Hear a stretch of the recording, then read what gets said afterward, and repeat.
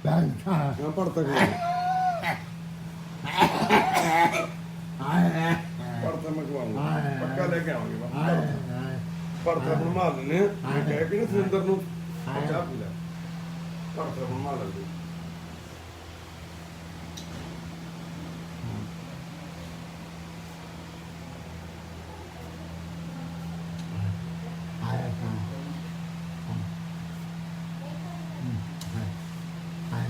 भाई नहीं कहना भाई भाई भाई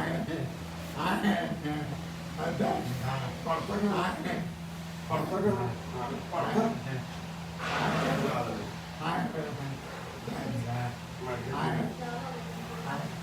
मैं मंगा के खानू जी करता पढ़ता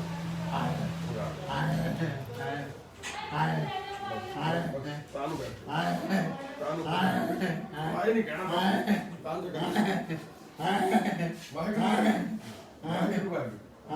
भाई नहीं कहना भाई भाई बापू वाहिगुरु पहला वाहिगुरु महाकाली पहला वाहिगुरु कहो वाहिगुरु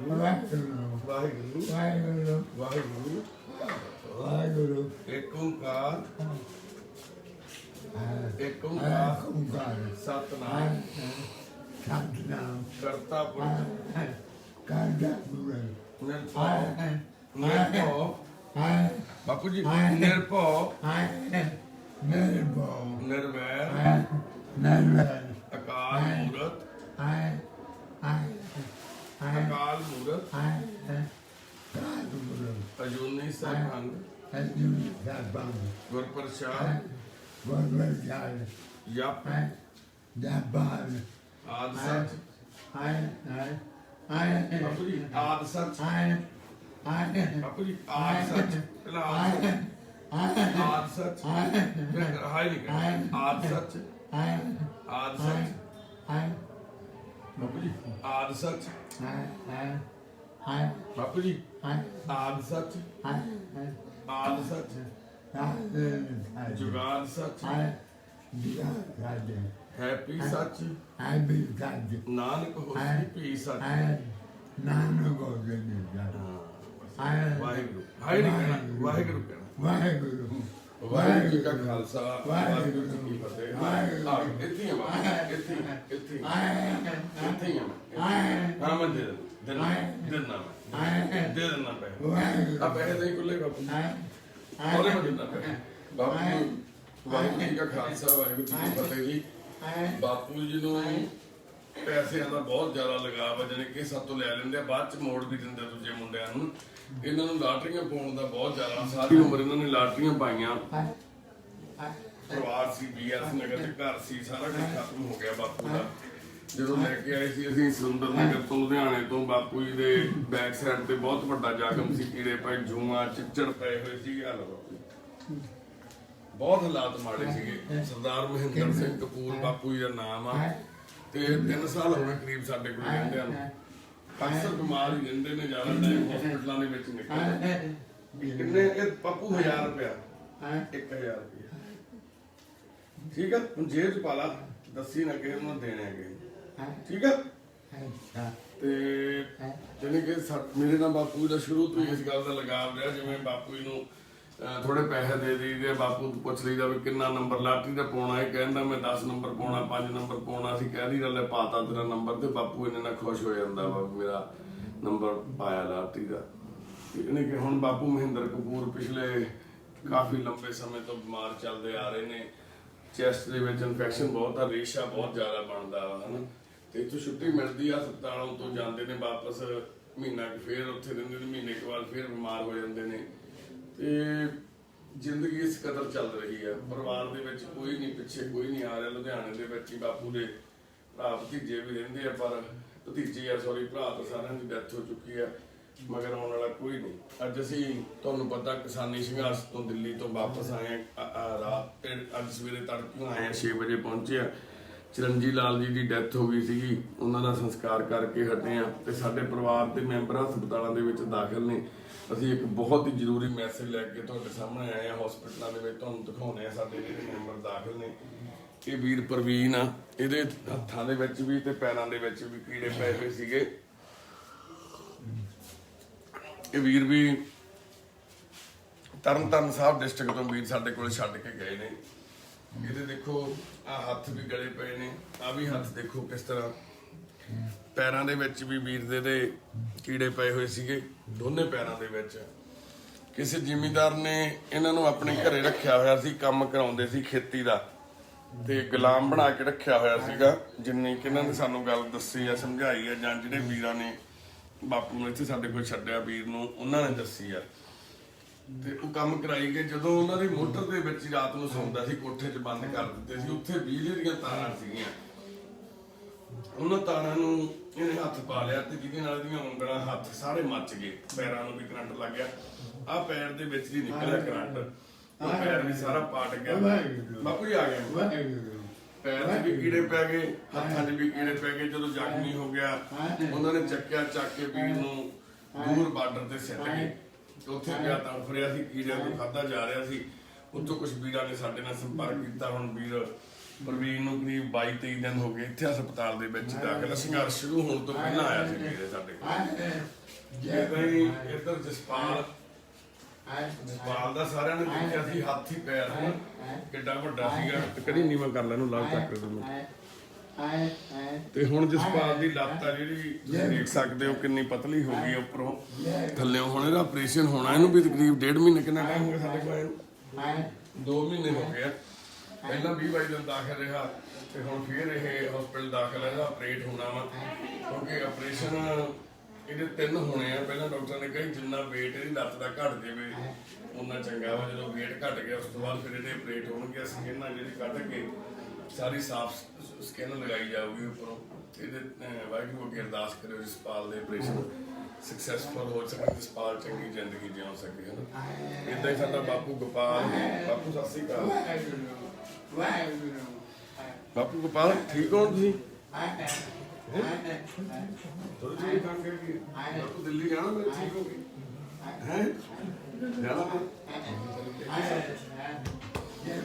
ਬਾਪੂ ਗੋਪਾਲ ਸਾਡਾ ਰੱਬ ਆ ਜੀ। ਇਹਨੇ ਤੇ ਇਹ ਵੀ ਬਾਪੂ ਖੰਘ ਤੋਂ ਪੀੜਤ ਆ, ਪਿਛਲੇ ਕਰੀਬ 3-4 ਮਹੀਨਿਆਂ ਤੋਂ ਖੰਘ ਹੋਈ ਆ ਬਹੁਤ ਜ਼ਿਆਦਾ। ਜਦੋਂ ਥੋੜਾ ਜਿਹਾ ਬਾਪੂ ਦੇ ਇੱਥੇ ਛੁੱਟੀ ਮਿਲਦੀ ਆ, ਉੱਥੇ ਲੈ ਕੇ ਜਾਈਦਾ। ਕਈ ਵਾਰੀ ਫੜ ਕੇ ਚਾਹ ਪੀ ਲੈਂਦਾ ਜਾਂ ਕਿਵੇਂ ਆ, ਤਾਂ ਫਿਰ ਉਹ ਫਿਰ ਦੁਬਾਰਾ ਖੰਘ ਹੋ ਜਾਂਦੀ ਆ। ਅਸੀਂ ਬਹੁਤ ਸਮਝਾਉਂਦੇ ਹਾਂ ਨਾ ਬਾਪੂ, ਚਾਹ ਨਹੀਂ ਪੀਣੀ, ਹੈ ਨਾ। ਕਹਿੰਦੇ ਡਾਕਟਰ ਨੂੰ ਠੀਕ ਹੋ ਜਾਏਗਾ ਨਾ, ਠੀਕ ਹੋ ਜਾਣਾ। ਮੁੰਡਾ ਹੋਊਗੀ ਬੰਦ ਹੈ ਨਾ ਟ੍ਰੇਨਰ ਤੋਂ, ਜਦੋਂ ਖੁੱਲ ਗਈ ਫਿਰ ਮੁੰਡਾ ਹੋਊਗੀ। ਇੱਕ ਆਪਣੇ ਪਰਿਵਾਰ ਦਾ ਬਹੁਤ ਪਿੱਛੋਂ ਉਹ ਫਿਕਰ ਕਰਦਾ ਰਹਿੰਦਾ। ਮੰਦਾ ਇਹਦੀ ਭੈਣ ਦਾ ਨਾਮ ਆ। ਉਹ ਭੈਣ 2 ਵਾਰੀ ਤਾਂ ਆ ਕੇ ਮਿਲ ਗਈ ਇਹਨੂੰ, 2018 ਚ ਵੀ ਆਈ ਸੀਗੀ, 2019 ਚ ਵੀ, ਤੇ ਪਰ 20 ਚ ਨਹੀਂ ਆਈ ਉਹ। ਤੇ ਇਹ ਬਹੁਤ ਫਿਕਰ ਕਰਦਾ ਰਹਿੰਦਾ ਵੀ ਉਹ ਆ ਕੇ ਮਿਲ ਕੇ ਜਾਵੇ ਮੈਨੂੰ, ਜਾਂ ਮੈਂ ਉੱਥੇ ਜਾਵਾਂ। ਤੇ ਅਸੀਂ ਬੇਨਤੀ ਵੀ ਕਰੀਏ ਭੈਣ ਨੂੰ, ਫੋਨ ਤੇ ਗੱਲ ਵੀ ਹੋਈ ਸੀ ਉਹਦੇ ਨਾਲ ਵੀ ਭਾਈ ਆ ਕੇ ਜਾਓ ਨਾ, ਮਿਲ ਕੇ ਜਾਓ ਇਹਨੂੰ। ਤੇ ਉਸ ਗੱਲ ਦਾ ਵੀ ਬਾਪੂ ਕਾਫੀ ਫਿਕਰ ਕਰਦਾ ਵਾ। ਜਿਹਦੇ ਕਰਕੇ ਇਹਨੂੰ ਬਾਪੂ ਨੂੰ ਹਾਰਟ ਦੀ ਵੀ, ਬਾਪੂ ਦੇ ਬਾਲ ਦੇ ਵਿੱਚ ਪ੍ਰੋਬਲਮ ਆ, ਹਾਰਟ ਦੇ ਬਾਲ ਦੇ ਵਿੱਚ। ਤੇ ਵਾਹਿਗੁਰੂ ਅੱਗੇ ਅਰਦਾਸ ਕਰਿਓ ਬਾਪੂ ਗੋਪਾਲ ਜਿਹੜਾ ਠੀਕ ਹੋ ਜਾਵੇ, ਤੰਦਰੁਸਤ ਹੋ ਜਾਵੇ ਬਾਪੂ। ਤੇ ਫਿਰ ਅਸੀਂ ਬਾਪੂ ਦੇ ਨਾਲ ਫਿਰ ਉਵੇਂ ਹੱਸ ਖੇਡ ਕੇ ਨਵੀਂ ਜ਼ਿੰਦਗੀ ਕੱਢਾਂਗੇ ਨਾ ਬਾਪੂ। ਹੋਰ ਬਾਪੂ ਜੀ ਕੀ ਕਹਿਣਾ ਚਾਹੁੰਦੇ ਹੋ? ਤੁਸੀਂ ਰੋਂਦੇ ਕਾਹਤੋਂ ਸੀਗੇ? ਭਰਾ ਯਾਦ ਕਰਦਾ, ਭਰਾ ਦੀ ਯਾਦ ਆਉਂਦੀ ਆ? ਕਿਹੜੇ ਭਰਾ ਦੀ ਯਾਦ ਆਉਂਦੀ? ਪ੍ਰਭਾਕਰ ਦੀ ਯਾਦ ਆਉਂਦੀ? ਗੁੱਲੂ ਦੀ ਨਹੀਂ ਆਉਂਦੀ? ਗੁੱਲੂ ਨਹੀਂ ਆਉਂਦਾ? ਚਲਾ ਗਿਆ? ਪਤਾ ਨਹੀਂ ਕਿੱਥੇ ਚਲਾ ਗਿਆ। ਪ੍ਰਭਾਕਰ ਕਿੱਥੇ? ਉੱਪਰ ਚਲਾ ਗਿਆ। ਮੈਂ ਵੀ ਤੇਰਾ ਭਰਾ ਹੀ ਹਾਂ ਬਾਪੂ, ਮੈਂ ਤੇਰਾ ਪੁੱਤ ਨਹੀਂ ਗਾ। ਵੱਡਾ ਪੁੱਤ ਭਰਾਵਾਂ ਵਰਗੇ ਹੁੰਦੇ। ਚਾਚੀ ਤੇ ਘਰ ਵਾਲੀ ਹੈਗੀ? ਪੁੱਛਦਾ ਮੈਂ ਕਿ ਦੱਸਦਾ? ਹਾਂ ਭਾਬੀ ਤੇਰੀ ਹੈਗੀ? ਬੱਚੇ ਉਹਨਾਂ ਦੇ ਪ੍ਰਭਾਕਰ ਕੇ ਬੱਚੇ ਹੈ।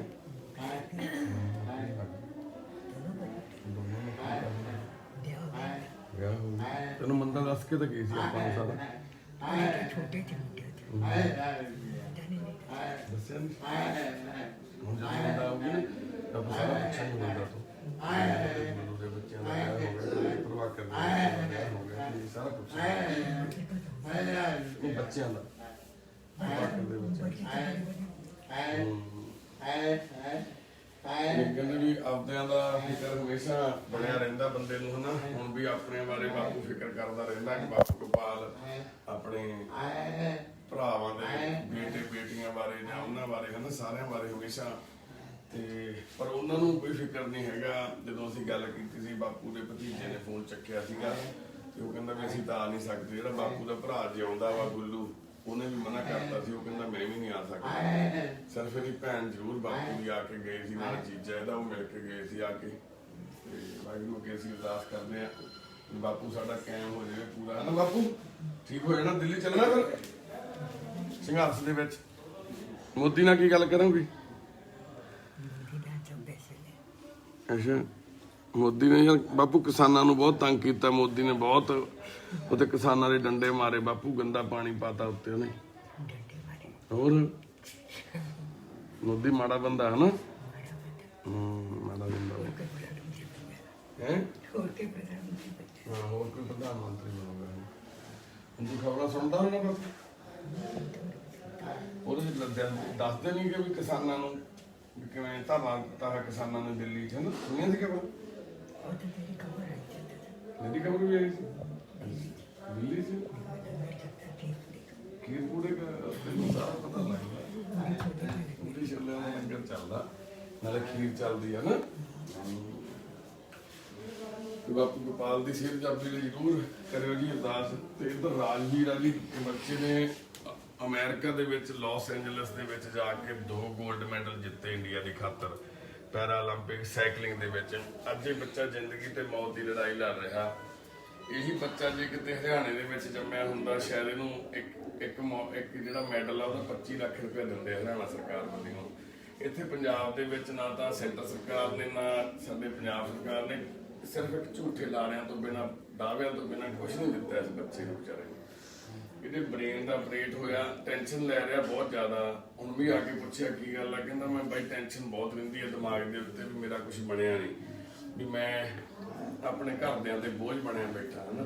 ਮੰਦਬੁੱਧੀ ਸੀਗਾ ਬੱਚਾ। ਪੈਰਾ ਓਲੰਪਿਕ ਦੇ ਵਿੱਚ ਦਰਵਾਜ਼ਾ ਲਾ ਦੇ, ਪੈਰਾ ਓਲੰਪਿਕ ਦੇ ਵਿੱਚ 2 골ਡ ਮੈਡਲ ਜਿੱਤੇ। ਤੇ ਜਿੱਦਣ ਇਹਨੂੰ ਸਿਲੈਕਟ ਕੀਤਾ ਸੀਗਾ ਇਹ ਗੇਮਾਂ ਦੇ ਵਾਸਤੇ ਅਮਰੀਕਾ ਜਾਣ ਲਈ, ਇਸ ਪਰਿਵਾਰ ਦੇ ਕੋਲੇ ਪਾਸਪੋਰਟ ਵੀ ਹੈ ਨਹੀਂ ਸੀਗੀ। 50,000 ਰੁਪਇਆ ਰਿਸ਼ਵਤ ਦੇ ਕੇ ਤਤਕਾਲ ਦੇ ਵਿੱਚ ਇਹਦੇ ਡੈਡੀ ਨੇ ਪਾਸਪੋਰਟ ਬਣਵਾ ਕੇ ਆਪਦਾ ਪੁੱਤ ਭੇਜਿਆ ਉੱਥੇ।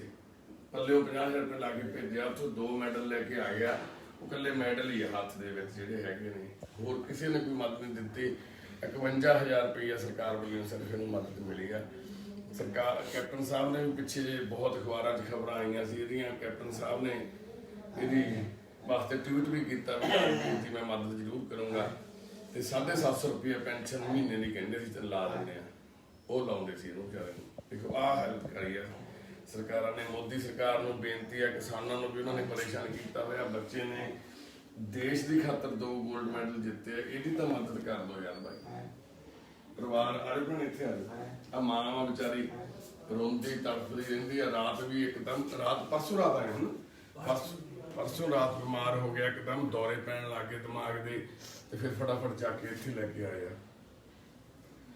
ਏਦਾਂ ਦੇ ਹਾਲਾਤ ਆ ਜਿਹੜੇ ਗਰੀਬ ਪਰਿਵਾਰ ਕਰੇ ਕੀ। ਇੰਨੀ ਦੇਸ਼ ਦੀ ਖਾਤਰ ਐਡਾ ਵੱਡਾ ਨਾਮ ਕੀਤਾ ਦੇਸ਼ ਦਾ, 2 골ਡ ਮੈਡਲ ਜਿੱਤ ਕੇ ਦਿੱਤੇ ਦੇਸ਼ ਨੂੰ, ਤੇ ਫਿਰ ਵੀ ਬੰਦਾ ਇਲਾਜ ਤੋਂ ਵੀ ਮਰ ਰਿਹਾ। ਅੱਜ ਤੋਂ 6 ਮਹੀਨੇ ਪਹਿਲਾਂ ਵੀ ਬੱਚੇ ਨੂੰ ਦਿਮਾਗੀ ਦੌਰੇ ਪੈਣ ਲੱਗ ਗਏ ਸੀ। ਪੂਰੀ ਖੋਪੜੀ ਹੈ ਜਿਹੜੀ ਇਹਦੀ CMC ਹਸਪਤਾਲ ਤੋਂ ਟ੍ਰੀਟਮੈਂਟ ਕਰਾਇਆ ਸੀਗਾ, ਪੂਰੀ ਆ ਖੋਪੜੀ ਦਾ ਖੋਲ ਕੇ ਆਪਰੇਟ ਕੀਤਾ ਸੀ। ਅੰਦਰ ਬਲੱਡ ਦੇ ਕਲਾਉਡ ਬਣ ਗਏ ਸੀਗੇ। ਹੁਣ ਫੇਰ ਉਵੇਂ ਦੌਰੇ ਪੈਣ ਲੱਗ ਗਏ। ਰਾਜੂ ਟੈਨਸ਼ਨ ਕਾਹਦੀ ਲੈ ਰਿਹਾ ਪੁੱਤ? ਕੀ ਗੱਲ ਹੋ ਗਈ? ਕੋਈ ਦਿਮਾਗ 'ਚ ਗੱਲ ਆਉਂਦੀ ਹੋ ਪੁੱਤ? ਕੀ ਗੱਲ ਆ ਦੱਸ। ਕੋਈ ਮਤਲਬ ਆਪਣੀ ਵਿਆਹ ਦੀ ਗੱਲਾਂ ਹੀ ਸੋਚੀ ਜਾਂਦਾ, ਆਪਦੀ ਫਿਊਚਰ ਬਾਰੇ ਸੋਚੀ ਜਾਂਦਾ ਬਸ ਆਪਦੇ, ਵੀ ਹੁਣ ਮੇਰਾ ਵਿਆਹ ਨਹੀਂ ਹੋਣਾ, ਮੇਰਾ ਕੀ ਹੋਊਗਾ ਘਰ-ਬਾਰ ਹੈ ਨਾ। ਯਾਨੀ ਕਿ ਇੱਕ ਬੱਚਾ ਇਸ ਐਡੇ ਵੱਡੇ ਪੱਧਰ ਤੇ ਜਾ ਕੇ ਵੀ ਸਾਡੀਆਂ ਸਰਕਾਰਾਂ ਦਾ ਐਡਾ ਵੱਡਾ ਪੱਧਰ ਨੀਚੇ ਗਿਰ ਗਿਆ। ਜਦੋਂ ਪਹਿਲਾਂ ਬੱਚਾ ਇਹ ਬਿਮਾਰ ਹੋਇਆ ਉਦੋਂ ਕਰੀਬ 7-8 ਲੱਖ ਰੁਪਏ ਲੱਗਿਆ ਸੀ ਐਮਸੀ ਹਸਪਤਾਲ। ਸੰਗਤਾਂ ਨੇ ਇਲਾਜ ਕਰਾਇਆ ਇਹਦਾ, ਸੰਗਤਾਂ ਨੇ ਕੀਤਾ। ਸਰਕਾਰ ਨੂੰ ਉਦੋਂ ਵੀ ਡੈਡੀ ਨੇ ਬੇਨਤੀਆਂ ਕੀਤੀਆਂ ਵੀ ਮਾਂ ਵਿਚਾਰੀ ਡੀਸੀ ਦੇ ਜਾ ਕੇ ਬੈਠੇ ਧਰਨਾ ਦੇ ਉਹ ਕਰ, ਕੁਛ ਨਹੀਂ, ਸਿਰਫ 750 ਰੁਪਏ ਮਹੀਨਾ ਪੈਨਸ਼ਨ ਕਹਿੰਦੇ ਦੇ ਦਿੰਦੇ ਆ। ਭਾਈ ਜੀ 2 ਗੋਲਡ ਮੈਡਲ ਬਰਾਕ ਓਬਾਮਾ ਉਸ ਟਾਈਮ ਦਾ ਜਿਹੜਾ ਉਹ ਰਾਸ਼ਟਰਪਤੀ ਸੀ, ਉਹਨੇ ਇਸ ਬੱਚੇ ਦੇ ਗਲ 'ਚ ਪਾਏ। 3 ਗੇਮਾਂ ਦੇ ਵਿੱਚ ਇਹਨੇ ਪਾਰਟਿਸਿਪੇਟ ਕੀਤਾ ਸੀ। ਸਾਈਕਲਿੰਗ ਦੇ ਵਿੱਚ ਇੱਕ ਲੌਂਗ ਰਨ ਸੀ, ਇੱਕ ਸ਼ਾਰਟ ਦੇ ਵਿੱਚ ਸੀ, ਦੋਨਾਂ 'ਚ ਇਹਨੇ ਗੋਲਡ ਮੈਡਲ ਜਿੱਤੇ। ਇੱਕ ਜ਼ਿਆਦਾ ਲੰਬੀ ਸੀ ਰੇਸ, ਉਹਦੇ ਵਿੱਚ 6ਵੀਂ ਪਲੇਸ ਤੇ ਆ, ਮਤਲਬ 3 ਮੈਡਲ ਜਿੱਤ ਕੇ ਲੈ ਕੇ, ਇੱਕ 6ਵੀਂ ਪਲੇਸ ਤੇ 2 ਫਸਟ ਪਲੇਸ ਦੇ ਆ। ਤੇ ਇਹ ਗੋਲਡ ਮੈਡਲ ਜੇਤੂ ਬੱਚਾ ਅਮਰੀਕਾ 'ਚ ਲਾਸ ਐਂਜਲਸ ਦੇ ਵਿੱਚ ਇਸ ਬੱਚੇ ਨੇ ਝੰਡਾ ਚੜਾਇਆ ਇੰਡੀਆ ਦਾ, ਹਨਾ, ਉੱਚਾ ਕੀਤਾ ਝੰਡਾ। ਤੇ ਇੱਥੇ ਅੱਜ ਇਹ ਇੱਕ ਦਰ ਦੀਆਂ ਠੋਕਰਾਂ ਖਾਣ ਲਈ ਮਜਬੂਰ ਨੇ, ਆਪਣੇ ਇਲਾਜ ਤੋਂ ਵੀ ਬੇਵਾਹ ਹੋਏ ਬੈਠੇ ਆ। ਮਾਂ ਵਿਚਾਰੀ ਰੋ ਰੋ ਕੇ ਕਮਲੀ ਹੋਈ ਪਈ ਆ, ਪਿਓ ਇਹਦਾ ਮਿਸਤਰੀ ਆ, ਦਿਹਾੜੀ ਕਰਦਾ, ਇਹਨੂੰ ਹਸਪਤਾਲ ਛੱਡ ਕੇ ਅੱਜ ਫਿਰ ਦਿਹਾੜੀ ਗਿਆ ਹੋਇਆ। ਜੇ ਦਿਹਾੜੀ ਨਹੀਂ ਜਾਊਗਾ ਤਾਂ ਕਿਹਨੇ ਨਹੀਂ ਪਕਣੀ। ਇਸ ਕਰਕੇ ਸਾਡੀ ਬੇਨਤੀ ਆ ਵੀ ਘੱਟੋ ਘੱਟ ਏਦਾਂ ਦੇ ਲੋਕਾਂ ਦਾ ਤਾਂ ਸਾਥ ਲੈ ਲਓ। ਉਹਨੇ ਮੇਰੇ ਘਰ 'ਚ ਪੜ੍ਹਾਈ ਲਿਖਾਈ ਵਾਲਾ ਹੈ ਨਹੀਂ ਸੀ, ਜਦੋਂ ਉਹਨੂੰ ਸਰਕਾਰੀ ਨੌਕਰੀ ਲੈ ਲੈਂਦਾ। ਮੰਮੀ ਨੇ ਉਹਨੇ ਪੜ੍ਹੀ, ਡੈਡੀ ਨੇ ਪੜ੍ਹਿਆ, ਭਰਾ ਇਹਦਾ ਇੱਕ ਛੋਟਾ ਵਾ। ਇਹ ਬੱਚੇ ਨੂੰ ਵੀ ਨੌਕਰੀ ਦਿੱਤੀ, 2 ਮਹੀਨੇ 4 ਮਹੀਨੇ ਲਾਹਾ ਲਾਤਾ। ਉਦੋਂ ਇੱਥੇ ਇਨਕਮ ਟੈਕਸ ਵਾਲੇ ਡਿਪਾਰਟਮੈਂਟ 'ਚ ਕਹਿੰਦੇ ਆ ਜਾ ਕਰੋ, 2-3 ਮਹੀਨੇ ਲਾ ਕੇ ਤੋਂ ਬਾਅਦ ਜਵਾਬ ਦੇਤਾ ਉਹਨਾਂ ਨੇ ਵੀ, ਕਹਿੰਦੇ ਨਹੀਂ ਅਸੀਂ ਕਰ ਨਹੀਂ ਸਕਦੇ।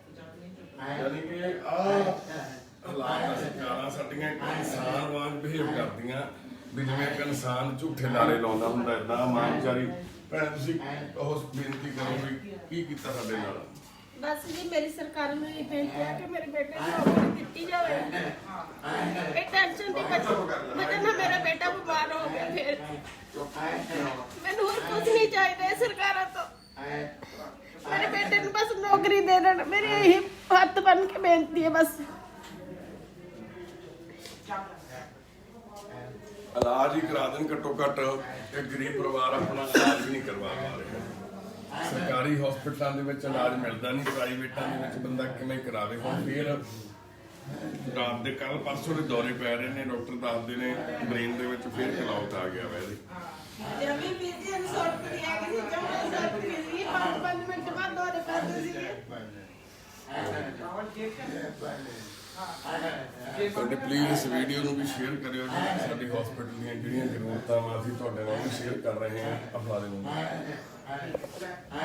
ਤੇ ਇੱਥੇ ਬਾਪੂ ਗੋਪਾਲ ਦਾਖਲ ਨੇ, ਬਾਪੂ ਮਹਿੰਦਰ ਕਪੂਰ ਜੀ ਦਾਖਲ ਨੇ, ਪ੍ਰਵੀਨ ਦਾਖਲ ਆ ਜਿਹਦੇ ਹੱਥਾਂ ਪੈਰਾਂ 'ਚ ਕੀੜੇ ਪਏ ਸੀ, ਜਸਪਾਲ ਦਾਖਲ ਆ ਜਿਹਦੀ ਲੱਤ ਆ ਜਿਹੜੀ ਹਾਥੀ ਪੈਰ ਵਰਗੀ ਹੋ ਗਈ ਸੀ, ਰਾਜਵੀਰ ਦਾਖਲ ਆ ਜਿਹੜਾ 2 ਗੋਲਡ ਮੈਡਲ ਜਿੱਤ ਕੇ ਵੀ ਆਪਣੇ ਦੇਸ਼ ਦਾ ਐਡਾ ਵੱਡਾ ਨਾਂ ਕਰਨ ਦੇ ਬਾਵਜੂਦ ਵੀ ਅੱਜ ਉਹ ਬੱਚਾ ਆਪਣਾ ਇਲਾਜ ਨਹੀਂ ਕਰਵਾ ਪਾ ਰਿਹਾ। ਯਾਨੀ ਕਿ ਇਦਾਂ ਦੇ ਹਾਲਾਤ ਨੇ ਸਾਡੇ ਸਿਸਟਮ ਦੇ, ਸਾਡੀਆਂ ਸਰਕਾਰਾਂ ਦੇ। ਬਾਤ ਕਰਦੇ ਹਾਂ ਗੱਲ ਤੇ ਇੱਧਰ ਵੀ ਸਾਡੇ ਜਿਹੜੇ ਪੇਸ਼ੈਂਟ ਹੈਗੇ ਐਡਮਿਟ ਆ। ਇਹ ਬੇਬੇ ਸੰਧਿਆ ਦੇਵੀ ਸਾਡੇ ਮਾਤਾ ਜੀ ਦਾਖਲ ਨੇ। ਮਾਤਾ ਜੀ ਸਤਿ ਸ੍ਰੀ ਅਕਾਲ। ਮਾਤਾ ਸਤਿ ਸ੍ਰੀ ਅਕਾਲ। ਠੀਕ ਹੋ? ਠੀਕ ਹੋ ਹੈ? ਕੀ ਹੋ ਗਿਆ? ਹਾਂ ਘੁੰਮਣਾ ਸੱਟ ਲੱਗ ਗਈ ਕਿਵੇਂ? ਠੀਕ ਆ। ਉਹ ਜਵਾਕ ਬੱਜੇ ਆ ਕੇ ਭੱਜ ਕੇ ਵਿੱਚ ਜਵਾਕ ਬੱਜਿਆ। ਹਾਂ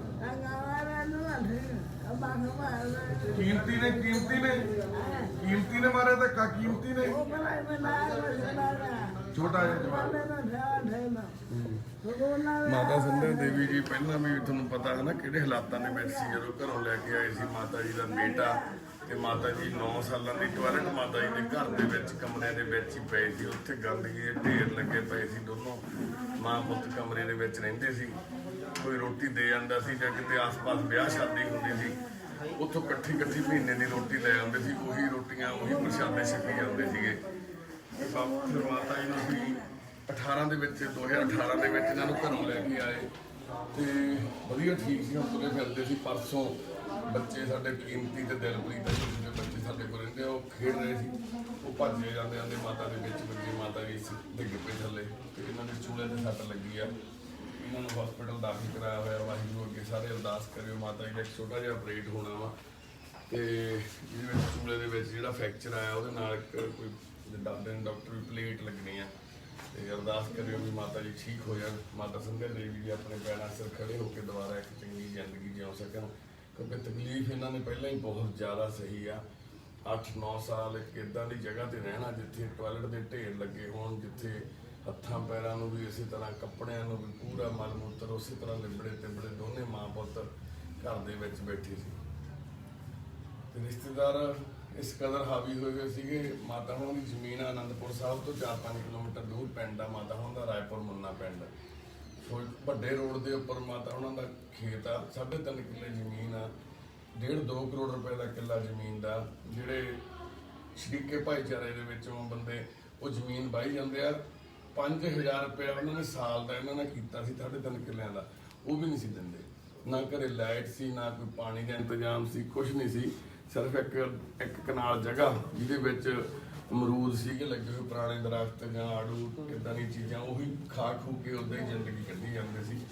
ਲੋਕ ਦੱਸਦੇ ਸੀਗੇ ਵੀ ਜੇ ਕਿਤੇ ਗੁਰਦੁਆਰਾ ਸਾਹਿਬ 'ਚ ਪ੍ਰੋਗਰਾਮ ਹੁੰਦਾ ਸੀਗਾ ਕੋਈ, ਉੱਥੇ ਜਾਂਦੇ ਸੀ, ਉੱਥੋਂ ਲਿਫਾਫੇ ਭਰ ਕੇ ਲੈ ਆਉਂਦੇ ਸੀ ਰੋਟੀਆਂ ਦੇ, ਸਬਜ਼ੀਆਂ ਦੇ, ਤੇ ਉਹ 10 ਦਿਨ ਨਿਕਲ ਜਾਂਦੇ ਸੀ, 20 ਦਿਨ ਉਹੀ ਖਾਈ ਜਾਂਦੇ ਸੀ ਖਰਾਬ ਸਬਜ਼ੀਆਂ ਦਾ। ਤੇ ਕਮਰੇ ਦੇ ਵਿੱਚ ਹੀ ਗੰਦ ਸਾਰਾ ਢੇਰ ਉੱਥੇ ਲੱਗੀ ਜਾਂਦੇ ਸੀ। ਤੇ ਹੁਣ ਮਾਤਾ ਜੀ ਦਾ ਦਿਮਾਗੀ ਸੰਤੁਲਨ ਵੀ ਬਿਲਕੁਲ ਠੀਕ ਹੋ ਗਿਆ ਸੀ। ਇੱਥੇ ਆ ਕੇ ਬੇਟਾ ਇਹਨਾਂ ਦਾ ਦੇਖੋ, ਉਸ ਵੀਰ ਨੂੰ ਵੀ, ਬਲਦੇਵ ਸਿੰਘ ਦੀ ਉਮਰ ਕਰੀਬ 40 ਸਾਲ ਆ। ਉੱਥੋਂ ਦੇ ਜਿਹੜੇ ਲੋਕ ਆ ਜਿਨ੍ਹਾਂ ਨੇ ਇਹਦੀ ਜ਼ਮੀਨ ਨੂੰ ਜਾਣੀ ਕਿ ਕਬਜ਼ੇ 'ਚ ਕੀਤਾ ਹੋਇਆ, ਉਹਨਾਂ ਨੇ HIV ਪੋਜ਼ਿਟਿਵ ਕਰਤਾ ਇਹਦਾ ਬੇਟਾ। ਸੂਈ ਇੰਜੈਕਟ ਕਰਤੀ ਕਿਸੇ ਬੰਦੇ ਤੋਂ ਲੈ ਕੇ ਬਲੱਡ, ਉਹਨਾਂ ਨੇ ਆਪ ਜਾਣੀ ਕਿ ਲੋਕਾਂ ਨੇ ਦੱਸਿਆ ਵੀ ਇਹਨੂੰ ਇੰਜੈਕਟ ਕੀਤਾ ਗਿਆ। ਉਹ ਜਦੋਂ ਅਸੀਂ ਲੈ ਕੇ ਆਏ ਇੱਥੇ ਟੈਸਟ ਕਰਾਏ ਤਾਂ HIV ਪੋਜ਼ਿਟਿਵ ਹੋ ਗਿਆ ਵੀ, ਤਾਂ ਜੋ ਉਹ ਮਰ ਜਾਵੇ ਤੇ ਉਸ ਤੋਂ ਬਾਅਦ ਉਹ ਵਾਰਸ ਜ਼ਮੀਨ ਦੇ ਬਣ ਸਕਣ, ਮਾਲਕ ਬਣ ਸਕਣ।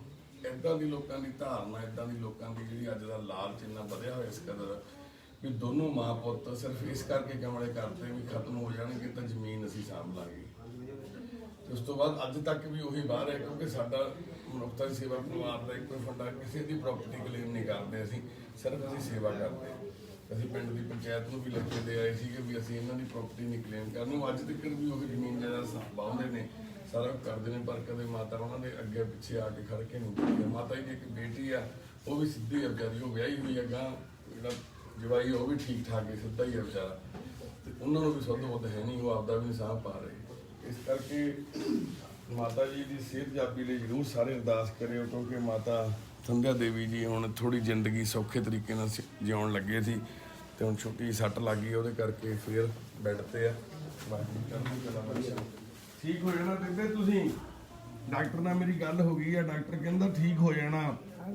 ਹਾਂ ਕੌਣ?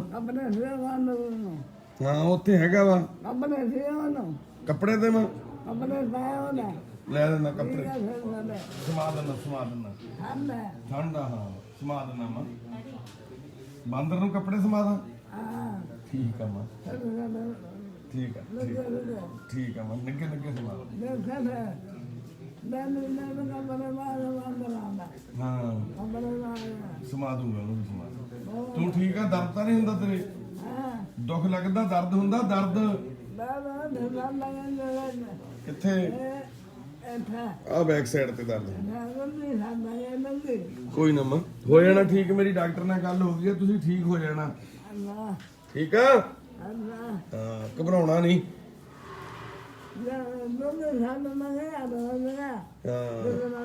ਉਹ ਡੂੰਗੀ ਸੱਟ ਲੱਗ ਗਈ, ਕੋਈ ਨਾ। ਗੁੱਡੀ ਸੱਟ ਲੱਗੀ, ਕੋਈ ਨਾ, ਠੀਕ ਹੋ ਜਾਣਾ। ਠੀਕ ਆ ਮਾਂ, ਠੀਕ ਆ। ਹੋਰ ਕੌਣ ਹੈ ਪੇਸ਼ੈਂਟ ਆਪਣਾ? ਸੰਦੀਪ ਕੌਰ ਖੜੀ ਹੋ ਜਾ, ਉਹ ਭੈਣ ਮੇਰੀ ਖੜੀ ਤਾਂ ਹੋ ਕੇ ਉਹ ਖੜੀ ਹੋ, ਖੜੀ ਅੱਗੇ ਬੈਠ, ਇੱਥੇ ਬੈਠ, ਇੱਥੇ ਬੈਠ, ਇੱਥੇ ਬੈਠ। ਘਬਰਾਉਣਾ ਨਹੀਂ। ਕਰਦੇ ਆਪਾਂ ਗੱਲ। ਮੈਨੂੰ ਸੰਦੀਪ ਨੂੰ ਮਿਲਿਆਉਣ ਦੇ, ਮਿਲਦਾ ਇਹ ਭੈਣ ਆ ਕਮਲਜੀਤ, ਇਹਦੀ ਭੈਣ ਆ ਸੰਦੀਪ। ਦੋਨੋਂ ਭੈਣਾਂ ਹੀ ਘਰ ਦੇ ਵਿੱਚ, ਮਾਂ-ਬਾਪ ਦੀ ਮੌਤ ਹੋ ਗਈ ਸੀ, ਦੋਨੋਂ ਭੈਣਾਂ ਘਰ 'ਚ ਰਹਿੰਦੀਆਂ। ਸੰਦੀਪ ਮੈਂਟਲੀ ਅਪਸੈਟ ਆ, ਫਿਜ਼ੀਕਲੀ ਵੀ ਡਿਸੇਬਲਡ ਸੀ। ਘਰੇ ਨਾ ਤਾਂ ਰੋਟੀ ਦਾ ਕੋਈ ਇੰਤਜ਼ਾਮ ਸੀ, ਛੱਤ ਚੋਂਦੀ ਸੀਗੀ, ਨਾ ਕੋਈ ਨਗਰ ਵੱਲੋਂ ਕਿਸੇ ਵੱਲੋਂ ਕੋਈ ਸਹਿਯੋਗ ਨਹੀਂ। ਰਿਸ਼ਤੇਦਾਰ ਵੀ ਖੇੜਾ ਛੱਡ ਜਾਂਦੇ ਨੇ। ਇਸ ਭੈਣ ਦੀ ਹਾਈਟ ਹੀ 3 ਫੁੱਟ ਆ, ਉਮਰ ਇਹਦੀ ਇਸ ਟਾਈਮ 32-33 ਸਾਲ ਦੀ ਆ। ਦੂਸਰੀ ਭੈਣ ਆ ਜਿਹੜੀ ਉਹ ਫਿਜ਼ੀਕਲੀ ਡਿਸੇਬਲਡ ਆ, ਮੈਂਟਲੀ ਵੀ ਡਿਸੇਬਲਡ ਆ। ਯਾਨੀ ਕਿ ਘਰੇ ਕੋਈ ਘਰ ਦੀ ਸਫਾਈ ਕਰਨ ਵਾਲਾ ਵੀ ਹੈ ਨਹੀਂ ਸੀ। ਇਹਦੀ ਆਪਦੀ ਵੀ ਲੱਤ ਟੁੱਟ ਗਈ ਸੀ ਵਿਚਾਰੀ ਦੀ। ਇੱਥੇ ਆ ਕੇ ਹੁਣ ਆਪਰੇਟ ਕਰਾਇਆ, ਗਿੱਟਾ ਸਹੀ ਹੋਇਆ, ਤੁਰਨ ਲੱਗ ਗਈ ਆ। ਜਿਹੜੀ ਸੰਦੀਪ ਆ ਉਹ ਬਹੁਤ ਜ਼ਿਆਦਾ ਵੀਕ ਆ, ਬਿਮਾਰ ਆ, ਉਹਦੇ ਸੈੱਲ ਨਹੀਂ ਬਣਦੇ ਪੂਰੇ ਉਹਦੇ ਬੋਡੀ ਦੇ। ਪਹਿਲਾਂ CMC ਐਡਮਿਟ ਰੱਖੀ ਆ, ਹੁਣ ਵੀ ਛੁੱਟੀ ਹੋ ਗਈ ਦੁਬਾਰਾ ਇੱਥੇ ਫਿਰ।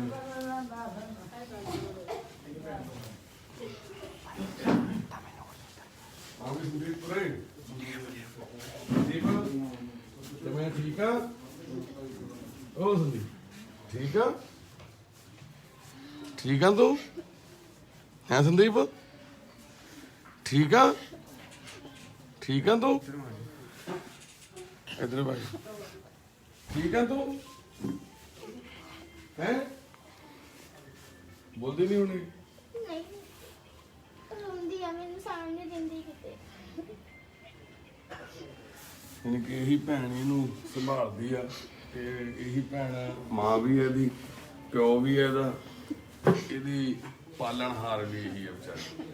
ਤੇ ਵਾਹਿਗੁਰੂ ਸੱਚੇ ਪਾਤਸ਼ਾਹ ਅੱਗੇ ਅਰਦਾਸ ਕਰਿਓ ਵੀ ਸੰਦੀਪ ਠੀਕ ਹੋ ਜਾਵੇ, ਕਿਉਂਕਿ ਇਹ ਦੋਨਾਂ ਭੈਣਾਂ ਦਾ ਆਪਸ ਵਿੱਚ ਇੰਨਾ ਪਿਆਰ ਆ।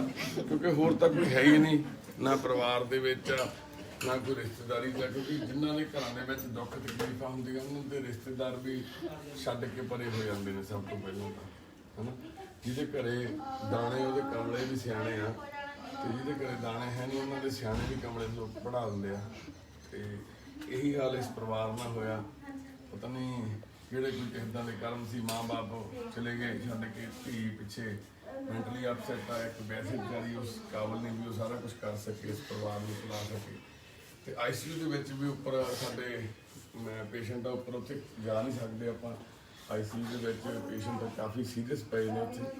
ਉੱਥੇ ਕਿਹੜੇ ਮਰੀਜ਼ ਆ ਜੋ ਤਾਂ ਆਪਣੇ ਤਾਂ ਸੁਰਿੰਦਰ ਸਿੰਘ ਤੇ ਆਪਣੇ ਸੁਰਿੰਦਰ ਸਿੰਘ ਸ਼ਿੰਦਾ ਤੋਂ ਬਾਪੂ ਹਾਂ, ਜਿਨ੍ਹਾਂ ਦੇ ਪਹਿਲਾਂ ਕੀੜੇ ਪਏ, ਅੱਖ ਦੇ ਕੀੜੇ ਪਏ। ਜਿਹੜਾ ਅੱਖ ਦੇ ਵਿੱਚ ਕੀੜੇ ਪਏ ਹੋਏ ਸੀ ਵੀਰ ਦੇ, ਸੋਨੂੰ ਸਾਹਨੇ ਵਾਲੇ ਤੋਂ ਲੈ ਕੇ ਆਂਦਾ ਸੀ, ਸਾਹਨੀ ਤੋਂ। ਉਹਦੇ ਸਿਰ 'ਚ ਵੀ ਕੀੜੇ ਸੀ ਤੇ ਅੱਖ ਦੇ ਵਿੱਚ ਵੀ ਕੀੜੇ, ਪੂਰੀ ਅੱਖ ਅੰਦਰੋਂ ਪੂਰੀ ਪੁਤਲੀ ਜਿਹੜੀ ਕੀੜਿਆਂ ਨੇ ਖਾ ਲਈ ਸੀ। ਉਸ ਤੋਂ ਬਾਅਦ ਜਦੋਂ ਹਸਪੀਟਲ ਦਾਖਲ ਕਰਾਇਆ, ਪਤਾ ਲੱਗਿਆ 2-3 ਦਿਨ ਬਾਅਦ ਉਹਨੂੰ ਵੀਰ ਦੇ ਪੇਟ ਫੁੱਲਣ ਲੱਗ ਗਿਆ। ਤਾਂ ਡਾਕਟਰਾਂ ਨੇ ਟੈਸਟ ਕੀਤੇ, ਪਤਾ ਲੱਗਿਆ ਉਹਦੇ ਇੰਟੈਸਟਾਈਨ ਜਿਹੜੀ ਉਹਦੀ ਅੰਤੜੀਆਂ ਵਾ ਉਹ ਵੀ ਫਟੀਆਂ ਹੋਈਆਂ ਸੀ। ਦੇਖੋ ਅੱਜ ਦਾ ਇਨਸਾਨ ਕਿੰਨਾ ਜੁਲਾਦ ਹੋ ਗਿਆ, ਕਿੰਨਾ ਪੈਸੇ ਦੀ ਭੁੱਖ ਹੋ ਗਈ ਆ। ਉਹ ਵੀਰ ਸਿੱਧ ਪੱਧਰਾ ਮੰਦਬੁੱਧੀ ਬੰਦਾ ਸੀ। ਗੁੱਜਰਾਂ ਨੇ ਆਪਣੇ ਘਰੇ ਰੱਖਿਆ ਸੀ, ਉਹ ਤੋਂ ਗੋਹਾ ਚੁਕਾਉਂਦੇ ਸੀ, ਕੁੱਟਦੇ ਮਾਰਦੇ ਸੀ ਬਹੁਤ ਜ਼ਿਆਦਾ। ਇਸ ਕਦਰ ਕੁੱਟਦੇ ਸੀਗੇ ਵੀ ਉਹਦੇ ਸਿਰ 'ਚ ਜਾਣੀ ਕਿ ਐਡਾ ਵੱਡਾ ਕੱਟ ਪੈ ਗਿਆ, ਫਿਰ ਵੀ ਉਦਾਂ ਹੀ ਕੰਮ ਕਰਾਈ ਜਾਂਦੇ ਸੀ ਉਹ ਤੋਂ। ਤੇ ਉਹਦੀ ਢਿੱਡ 'ਚ ਮਾਰ ਕੇ ਉਹਦੇ ਲੱਤਾਂ ਜਾਂ ਕਿਵੇਂ ਉਹਦੀਆਂ ਅੰਤੜੀਆਂ ਪਾੜਤੀਆਂ ਅੰਦਰੋਂ। ਉਹ ਘਰੋਂ ਭੱਜ ਕੇ ਉੱਥੋਂ ਆ ਕੇ ਟਰੱਕਾਂ ਦੇ ਵਿੱਚ ਲੁੱਕ ਕੇ ਬਹਿ ਗਿਆ ਸਾਹਨੇ ਵਾਲ।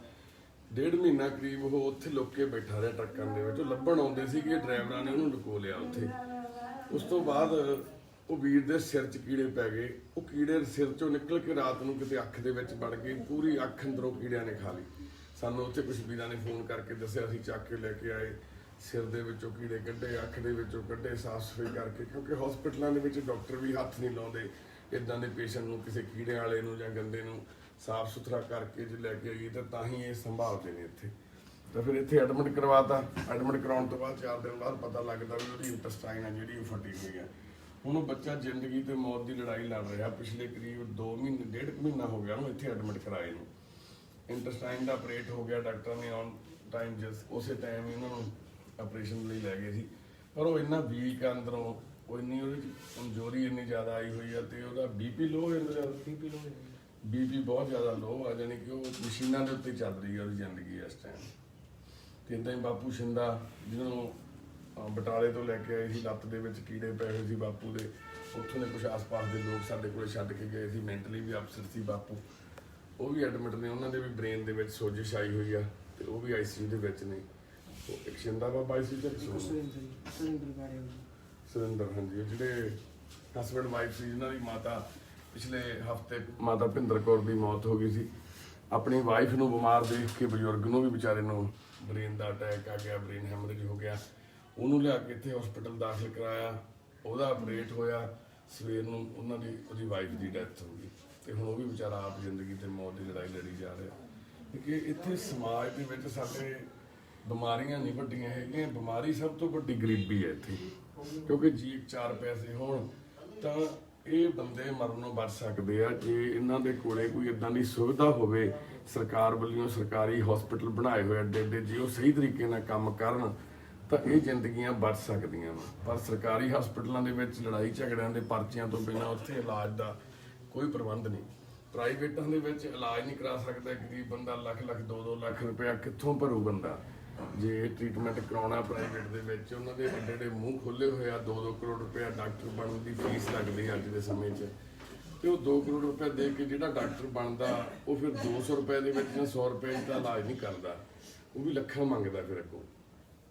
ਇਹ ਜਿਹੜਾ ਪਾੜਾ ਇਹ ਵੱਧਦਾ ਜਾ ਰਿਹਾ ਸਾਡੇ ਸਮਾਜ ਦੇ ਵਿੱਚ।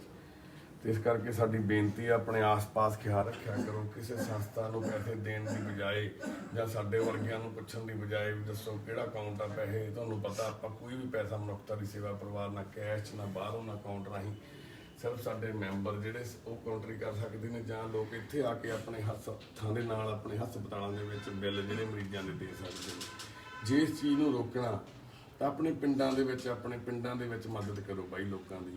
ਇਹ ਪਿੰਡਾਂ 'ਚੋਂ ਹੀ ਆਉਂਦੇ ਨੇ ਲੋਕ, ਜਿਹੜੇ ਤੁਹਾਡੇ ਆਸ-ਪਾਸ ਗਲੀ ਮੁਹੱਲਿਆਂ ਦੇ ਵਿੱਚ ਹੀ ਰਹਿੰਦੇ ਨੇ ਲੋਕ, ਜਿਨ੍ਹਾਂ ਦੇ ਕੀੜੇ ਪਏ ਹੁੰਦੇ ਨੇ, ਜਿਹੜੇ ਬੰਦੇ 20-30 ਸਾਲਾਂ ਤੋਂ ਘਰਾਂ ਦੇ ਵਿੱਚ ਬੈਠੇ ਆਪਣਾ ਹੀ ਮਲ ਮੂਤਰ ਖਾਈ ਜਾਂਦੇ ਨੇ। ਇਦਾਂ ਦੇ ਲੋਕਾਂ ਦੀ ਮਦਦ ਉੱਥੇ ਹੀ ਜੇ ਤੁਸੀਂ ਕਰੋ ਸਾਰੇ ਜਾਣੇ ਰਲ ਕੇ ਆਪਾਂ, ਤਾਂ ਇਸ ਹਾਲਾਤਾਂ ਨੂੰ ਬਦਲ ਸਕਦੇ। ਨਹੀਂ ਤਾਂ ਸਾਡੀਆਂ ਸਰਕਾਰਾਂ ਦਾ ਤਾਂ ਇਸ ਟਾਈਮ ਸਿਸਟਮ ਇਦਾਂ ਦਾ ਵੀ ਉਹਨਾਂ ਨੂੰ ਤਾਂ ਸਿਰਫ ਤੇ ਸਿਰਫ ਇੱਕੋ ਹੀ ਚੀਜ਼ ਚਾਹੀਦੀ ਵੀ ਅਗਲੀ ਵਾਰ ਇਲੈਕਸ਼ਨ ਜਿੱਤਣੀ ਕਿੱਦਾਂ ਵਾ। ਅੱਜ ਜਿੱਤ ਗਏ ਆ ਤੇ ਅਗਲੇ 5 ਸਾਲਾਂ ਵਾਸਤੇ ਕਿਸ ਤਰੀਕੇ ਨਾਲ ਜਿੱਤਣਾ। ਉਹ ਪਹਿਲਾਂ 5 ਸਾਲ ਲੁੱਟਦੇ ਨੇ, ਉਹ ਇੰਨਾ ਪੈਸਾ ਇਕੱਠਾ ਕਰਕੇ ਫਿਰ ਉਹ ਇਲੈਕਸ਼ਨਾਂ ਦੇ ਉੱਪਰ ਲਾ ਕੇ ਫਿਰ ਅਗਲੀ ਵਾਰ ਜਿੱਤਣ ਦੀ ਕੋਸ਼ਿਸ਼ ਕਰਦੇ ਨੇ। ਇਹ ਇੱਕ ਸਿਸਟਮ ਸਾਰਾ ਸਾਡੇ ਲੋਕਤੰਤਰ ਦੀ ਜਗ੍ਹਾ ਤੇ ਇੱਕ ਵੋਟ ਤੰਤਰ ਦਾ ਸਿਸਟਮ ਬਣ ਗਿਆ।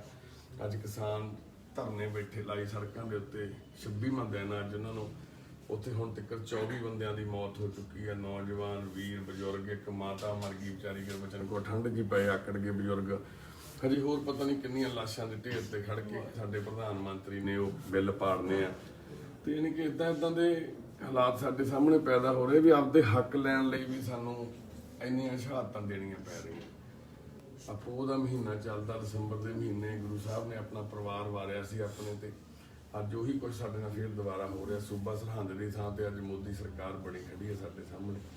ਪਰ ਹਾਲਾਤ ਆ ਜਿਹੜੇ ਉਹ ਵੱਧ ਤੋਂ ਬਦਤਰ ਹੁੰਦੇ ਜਾ ਰਹੇ ਨੇ, ਕਿਉਂਕਿ ਅਸੀਂ ਨਾ ਤਾਂ ਇਕਜੁੱਟ ਹੋ ਪਾ ਰਹੇ ਹਾਂ ਤੇ ਨਾ ਹੀ ਸਾਨੂੰ ਇਕਜੁੱਟ ਹੋਣ ਦਿੱਤਾ ਜਾ ਰਿਹਾ। ਸਾਨੂੰ ਜਾਤਾਂ ਦੇ ਧਰਮਾਂ ਦੇ ਵਿੱਚ ਵੰਡਿਆ ਹੋਇਆ, ਸਾਨੂੰ ਪਾਰਟੀਆਂ ਦੇ ਵਿੱਚ ਵੰਡਿਆ ਹੋਇਆ। ਸਾਨੂੰ ਜੇ ਸਾਰੇ ਜਾਣਿਆਂ ਨੂੰ ਇੱਕ ਗੱਲ ਸਮਝ ਆ ਜਾਏ ਵੀ ਅਸੀਂ ਭਾਈ ਕਨ੍ਹਈਆ ਜੀ ਦੇ ਵਾਰਸ ਹਾਂ, ਜਿਨ੍ਹਾਂ ਨੇ ਦੁਸ਼ਮਣਾਂ ਦੇ ਨਿਮਰਨਮ ਪੱਟਿਆ। ਅਸੀਂ ਭਾਈ ਪੂਰਨ ਸਿੰਘ ਜੀ ਦੇ ਵਾਰਸ ਹਾਂ, ਜਿਨ੍ਹਾਂ ਨੇ ਸੜਕਾਂ ਤੋਂ ਪਿੰਗਲਿਆਂ ਨੂੰ ਚੱਕ ਕੇ ਏਡਾ ਵੱਡਾ ਪਿੰਗਲਵਾੜਾ ਖੜਾ ਕਰਤਾ। ਤੇ ਅਸੀਂ ਆਪਣੇ ਆਸ-ਪਾਸ ਦੇ ਲੋਕਾਂ ਦੀ ਆਪਣਿਆਂ ਦੀ ਮਦਦ ਵੀ ਨਹੀਂ ਕਰ ਸਕਦੇ। ਆ ਹੁਣ 2 ਭੈਣਾਂ ਦੇ ਭੂਆ ਹੋਣਗੇ, ਮਾਮੇ ਹੋਣਗੇ, ਚਾਚੇ ਤਾਏ ਵੀ ਹੋਣਗੇ, ਪਰ ਕੋਈ ਨਹੀਂ ਖੜਿਆ। ਜਦੋਂ ਮਾਂ-ਬਾਪ ਚਲੇ ਗਏ ਕੋਈ ਨਹੀਂ ਖੜਿਆ ਇਸ ਕਮਲੀ ਭੈਣ ਨੂੰ ਸੰਭਾਲਣ ਵਾਸਤੇ। ਇਹ ਵਿਚਾਰੀ ਖੁਦ ਆਪ ਅਪਾਹਜ ਭੈਣ ਮੂਹਰੇ ਆ ਕੇ ਸਾਰਾ ਕੁਝ ਕਰ ਰਹੀ ਹੈ। ਘਰੇ ਆਟਾ ਨਹੀਂ, ਕੋਈ ਕਮਾਉਣ ਵਾਲਾ ਨਹੀਂ, ਰਾਸ਼ਨ ਨਹੀਂ, ਕੋਈ ਕਮਾਈ ਦਾ ਸਾਧਨ ਨਹੀਂ, ਮਾਂ-ਬਾਪ ਚਲੇ ਗਏ। ਜਿਉਂਦਾ ਰਵੇ ਇੱਕ ਵੀਰ ਇਹਨਾਂ ਦੇ ਪਿੰਡ ਦਾ ਗੁਰਸਿੱਖ ਵੀਰ ਜਗਦੀਪ, ਉਹੀ ਇਹਨਾਂ ਨੂੰ ਰਾਸ਼ਨ ਦਿੰਦਾ ਸੀ। ਉਹਨੇ ਸਾਡੇ ਨਾਲ ਫਿਰ ਸੰਪਰਕ ਕੀਤਾ, ਉਹਨੇ ਸਾਡੇ ਕੋਲੇ ਪਹੁੰਚਦਾ ਕੀਤਾ। ਕਰੀਬ 2 ਸਾਲ ਹੋ ਗਏ ਇਹਨਾਂ ਨੂੰ, 1.5-2 ਸਾਲ ਉਹਨੇ ਭੈਣਾਂ ਨੂੰ ਸਾਡੇ ਕੋਲ ਰਹਿੰਦੀਆਂ ਨੂੰ। ਤੇ ਸੰਦੀਪ ਵੀ ਬਿਲਕੁਲ ਠੀਕ ਹੋ ਗਈ ਸੀ, ਚੱਲਣ ਫਿਰਨ ਲੱਗ ਗਈ ਸੀ, ਪਰ ਇਹਦੇ ਜਿਹੜੇ ਸੈੱਲ ਨਹੀਂ ਬਣਦੇ, ਇਹਦੇ ਬੋਨ ਮੈਰੋ ਦੇ ਵਿੱਚ ਕੋਈ ਦਿੱਕਤ ਆ। ਉਹਦੇ ਕਰਕੇ ਫਿਰ CMC ਹੁਣ ਦਾਖਲ ਕਰਾਇਆ ਸੀਗਾ ਬਹੁਤ, ਉੱਥੇ ਵੀ ਕਰੀਬ 1.5 ਮਹੀਨਾ ਹੋ ਗਿਆ ਇਹਨੂੰ ਐਡਮਿਟ ਸੀ। ਉਹਨੇ ਕਰਾ ਕੇ ਇੱਥੇ ਗੈਸਟਰੋ ਦੇ ਡਾਕਟਰ ਦੇ ਅੰਦਰ ਉਹਨਾਂ ਨੇ ਕਿਹਾ ਇੱਥੇ ਐਡਮਿਟ ਕਰਵਾਇਆ ਹੋਇਆ ਵਾ। ਬਸ ਅਰਦਾਸ ਕਰਿਓ ਇਹ ਸਾਡੇ ਪਰਿਵਾਰ ਦੇ ਮੈਂਬਰ ਆ ਸਾਰੇ ਠੀਕ ਹੋ ਕੇ ਆਪਣੀ ਚੰਗੀ ਜ਼ਿੰਦਗੀ ਜਿਉਣ। 12 ਮਰੀਜ਼ ਸਾਡੇ ਇਸ ਟਾਈਮ ਇੱਥੇ ਦੀਪਕ ਹਸਪਤਾਲ ਦੇ ਵਿੱਚ ਦਾਖਲ ਆ, 2 CMC ਦੇ ਵਿੱਚ ਦਾਖਲ ਆ, ਇੱਕ ਮੈਡੀਵੇ ਹਸਪੀਟਲ ਦੇ ਵਿੱਚ। ਇਹਨਾਂ ਹਸਪਤਾਲਾਂ ਦੇ ਵਿੱਚ ਜਿਹੜੇ ਸਾਡੇ ਪੇਸ਼ੈਂਟ ਐਡਮਿਟ ਨੇ ਉਹਨਾਂ ਵਾਸਤੇ ਜ਼ਰੂਰ ਅਰਦਾਸ ਕਰਿਓ, ਉਹਨਾਂ ਦੀ ਤੰਦਰੁਸਤੀ ਵਾਸਤੇ, ਉਹਨਾਂ ਦੀ ਚੜ੍ਹਦੀ ਕਲਾ ਵਾਸਤੇ। ਤੇ ਬਾਕੀ ਜਿਹੜੀ ਗੱਲ ਇਸ ਟਾਈਮ ਹਾਲਾਤ ਹੋਏ ਨੇ ਉਹਨੂੰ ਤੁਸੀਂ ਆਪ ਹੀ ਜਾਣਨਾ, ਆਪ ਹੀ ਸਮਝਣਾ। ਜੇ ਇਸ ਵਾਰ ਤੁਸੀਂ ਵਾਕਿਆ ਹੀ ਗੁਰੂ ਸਾਹਿਬ ਦੇ ਬੱਚਿਆਂ ਦੀ ਸ਼ਹਾਦਤ ਨੂੰ ਮੁੱਖ ਰੱਖ ਕੇ ਸ਼ਹੀਦੀ ਜੋੜ ਮੇਲੇ ਤੇ ਫਤਿਹਗੜ੍ਹ ਸਾਹਿਬ ਜਾ ਕੇ ਅਸੀਂ ਠੰਡੇ ਬੁਰਜ ਨੂੰ ਅਹਿਸਾਸ ਕਰਦੇ ਹਾਂ, ਤਾਂ ਇਸ ਵਾਰ ਜਿਹੜਾ ਠੰਡਾ ਬੁਰਜ ਆ ਉਹ ਦਿੱਲੀ ਬਾਰਡਰਾਂ ਦੇ ਉੱਪਰ ਬਣਿਆ ਹੋਇਆ। ਦਾਦੀ ਇਸ ਵਾਰ ਪੋਤੇ ਲੈ ਕੇ ਉੱਥੇ ਬੈਠੀ ਆ। ਸਾਰੇ ਜਾਣੇ ਉੱਥੇ ਜਾਓ, ਉਸ ਸੰਘਰਸ਼ ਦਾ ਹਿੱਸਾ ਬਣੋ ਤਾਂ ਜੋ ਆਪਾਂ ਸਮੇਂ ਦੀ ਸਰਕਾਰ ਨੂੰ ਦੱਸ ਸਕੀਏ ਵੀ ਅਸੀਂ ਕੌਣ ਆ, ਅਸੀਂ ਕਿਹਦੇ ਵਾਰਸ ਆ। ਆਪਣਾ ਹੱਕ ਲੈਣ ਲਈ ਸਾਨੂੰ ਸਾਰਿਆਂ ਨੂੰ ਖੜਨਾ ਪੈਣਾ ਤੇ ਸਾਨੂੰ ਸਾਰਿਆਂ ਨੂੰ ਲੜਨਾ ਪੈਣਾ। ਇਹ ਲੜਾਈ ਕਿਸੇ ਜਾਤ ਦੀ ਨਹੀਂ, ਕਿਸੇ ਧਰਮ ਦੀ ਨਹੀਂ, ਕਿਸੇ ਕੌਮ ਦੀ ਨਹੀਂ। ਇਹ ਲੜਾਈ ਆਪਣੀ ਹੋਂਦ ਦੀ ਆ, ਆਪਣੇ ਕਿਸਾਨ ਦੀ ਆ। ਜੇ ਕਿਸਾਨ ਹੀ ਨਾ ਰਿਹਾ ਤਾਂ ਪੰਜਾਬ ਨਹੀਂ ਰਹੂਗਾ। ਜਿੰਨੀਆਂ ਕਿ ਸਾਡੀਆਂ ਬੇਨਤੀਆਂ ਇਹਨਾਂ ਵਾਸਤੇ, ਸੰਦੀਪ ਭੈਣ ਹੋਣਾ ਵਾਸਤੇ, ਬਾਪੂ ਗੋਪਾਲ ਹੋਣਾ ਵਾਸਤੇ, ਸਾਰਿਆਂ ਵਾਸਤੇ ਅਰਦਾਸ ਕਰਿਓ ਇਹ ਤੰਦਰੁਸਤ ਹੋ ਕੇ ਆਪਣਾ ਇੱਕ ਚੰਗਾ ਜੀਵਨ ਬਤੀਤ ਕਰ ਸਕਣ। ਸਾਨੂੰ ਮਹਾਰਾਜ ਸੱਚੇ ਪਾਤਸ਼ਾਹ ਸਮੱਤ ਬਖਸ਼ਣ, ਬਲ ਬਖਸ਼ਣ। ਅਸੀਂ ਇਸ ਚੀਜ਼ ਨੂੰ ਸਾਫ਼ ਮੰਨਣਾ ਤੇ ਚੰਗੀ ਉਮੀਦ ਨਾਲ ਕਰ ਸਕੀਏ। ਵਾਹਿਗੁਰੂ ਜੀ ਕਾ ਖਾਲਸਾ, ਵਾਹਿਗੁਰੂ ਜੀ ਕੀ ਫਤਿਹ। ਠੀਕ ਹੈ ਸੰਦੀਪ, ਠੀਕ ਹੋ ਜਾਣਾ ਤੂੰ, ਠੀਕ ਹੈ।